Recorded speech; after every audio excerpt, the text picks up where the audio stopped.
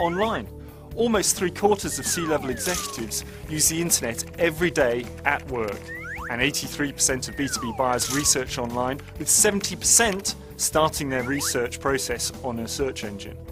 We know that the buying process for businesses is more complex than for consumers. There are multiple influencers involved in the majority of business purchase decisions, and these individuals are often using a wide variety of information sources. B2B Marketeer's previous approach was quite straightforward. We centred our go-to-market strategies around answering 3 key questions. Who are we targeting? What are we offering? And how do we communicate this in the most effective way? Digital has dramatically increased the complexities of the marketing challenge, making these questions harder to answer. Understanding where your customers are and targeting the right message to the right person at the right point of the buying cycle is critical for success. Marketeers need to change their approach and integrate digital values into the core of their marketing plans. We see 3 shifts taking place which form the basis for new digital imperatives in marketing.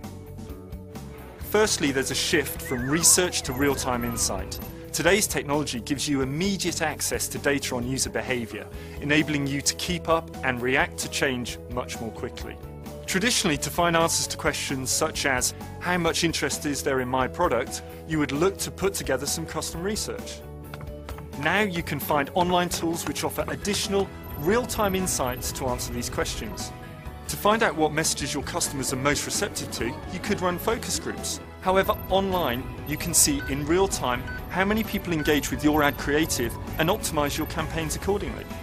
Secondly, we see a shift from creative to content. The types of information that B2B buyers search for depends on where they are in the buying cycle, their roles and their needs.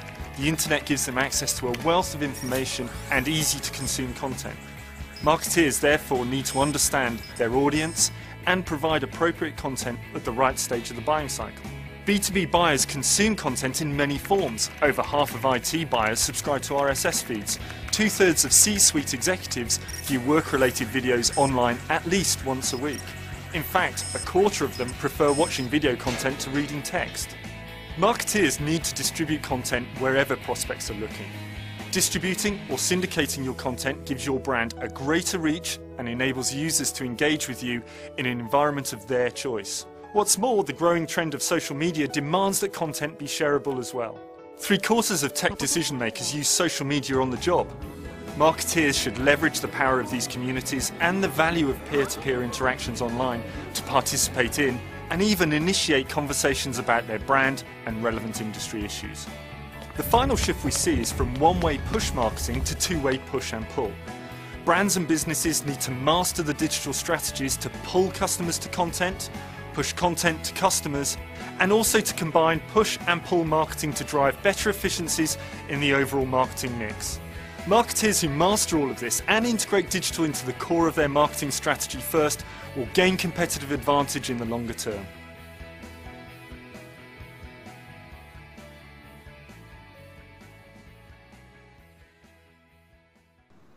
Donc, dans cette vidéo, pour ce qu'on va parler dans les prochaines minutes. Donc, comme M. Robinson le dit si bien, il est impératif d'intégrer le web au cœur même de vos stratégies d'affaires, surtout au point de vue marketing. Et si vous le faites, bien, regardons un petit peu quels sont les bénéfices qui sont possibles de retirer. Bien, premièrement, si vous intégrez soit un site transactionnel ou, comme on va parler un petit peu plus loin, un extranet qui offre des possibilités de prise de commande, c'est sûr que ça va diminuer le coût de transaction car les transactions sont automatisées, sont informatisées, donc il y a beaucoup moins de traitement de l'information qui est manuel, ce qui diminue le temps de traitement et donc le coût de transaction. Possible aussi de recruter les clients. Le web est un milieu qui est ouvert, les informations sont disponibles à tous, donc pour vous, il est facile, pas facile, mais il est possible de recruter de nouveaux clients et ainsi de suite. Les nouveaux clients, il est facile de vous recruter.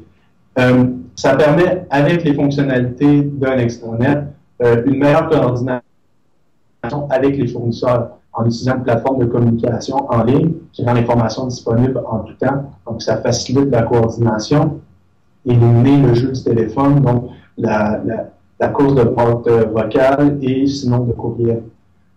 Ça permet aussi de diminuer le temps au marché, sinon comme en anglais si bien, le time to market. Donc, si vous lancez des nouveaux produits, bien, ça vous permet de tout de suite de les mettre de l'avant, tout de suite de le marketer plutôt que d'attendre que traditionnellement le produit soit rendu dans la chaîne de distribution. Ça rend un accès facile à l'information et parfois, des fois même trop d'informations. Donc, faut savoir la trier, mais l'information est là et disponible. L'Internet est une plateforme, le web est une plateforme d'un langage qui est normalisé, donc ça permet une intégration à vos systèmes d'information de l'entreprise, les ERP. Et puis finalement, le web est une plateforme qui est mesurable avec des outils que je vais vous présenter, par exemple Google Analytics, FeedBurner. Donc, il est possible d'analyser les internautes et les données du site web, chose qui était plus difficile avec les outils marketing traditionnels. Par exemple, une publicité télévision, on peut estimer combien de gens, on ne sait pas combien de gens qui ont zappé, si les gens ont vraiment porté attention. Ça, c'est des choses qu'on peut mesurer avec le web. Bon, maintenant, regardons plus en profondeur quels sont les moyens, quels sont les outils pour justement aller bénéficier de ces bénéfices-là que je viens tout juste de vous présenter. Bien, premièrement, l'étalon est vraiment à la base et définitivement le site web corporatif.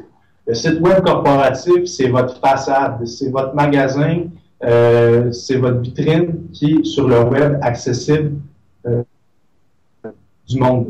Un défi qui est présent, qui était présent avant, qui l'est encore et qui le sera dans le futur, c'est sûr. C'est pour les entreprises d'un point de vue de développement, c'est de développer pour l'utilisateur, pour le client et non pour soi. Donc vraiment, essayer de se mettre dans la peau de l'utilisateur puis de développer en conséquence. Donc de ne pas bombarder les gens d'informations parce que souvent en B2B, c'est des produits qui sont technologiques, il y a beaucoup d'informations techniques liées aux produits. Ça peut être tentant au début d'en donner plus pas assez, mais on va voir que des fois, c'est mieux justement d'en donner moins, de laisser la latitude aux gens d'aller chercher l'information. Donc ça, c'est un défi qu'il faut définitivement relever lorsqu'on développe un site B2B. Les conséquences de ne pas relever ce défi-là sont multiples. Avoir des descriptions incompréhensibles, que ce soit au niveau des produits ou que ce soit au niveau de l'entreprise. Et si le site est mal structuré, ça va amener du scepticisme au niveau des utilisateurs.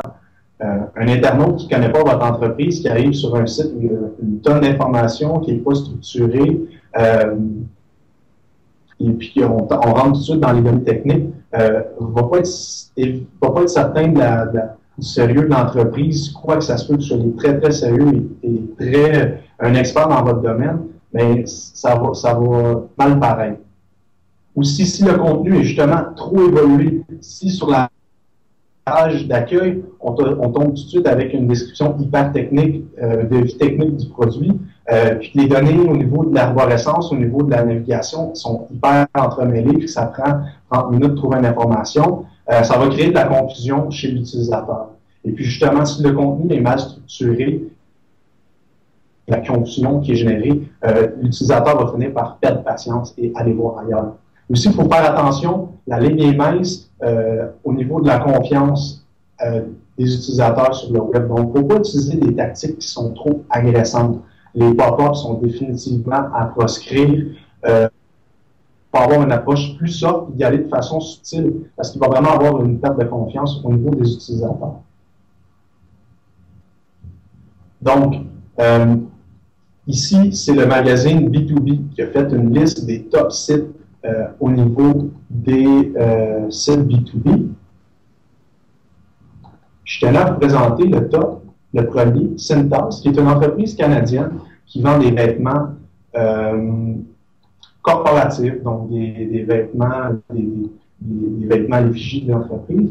Je voulais vous présenter que, mais en fait, c'est pas obligé d'être une révolution visuelle ou au design. Au point de vue B2B, on veut quoi d'efficace, de simple, qui se présente bien. Comme par ici, dans l'exemple ici, vous pouvez voir que c'est pas un gros vidéo, il n'y a pas de musique, c'est quoi de très simple, un fond blanc, un peu d'image. Au niveau de la navigation, les sections sont bien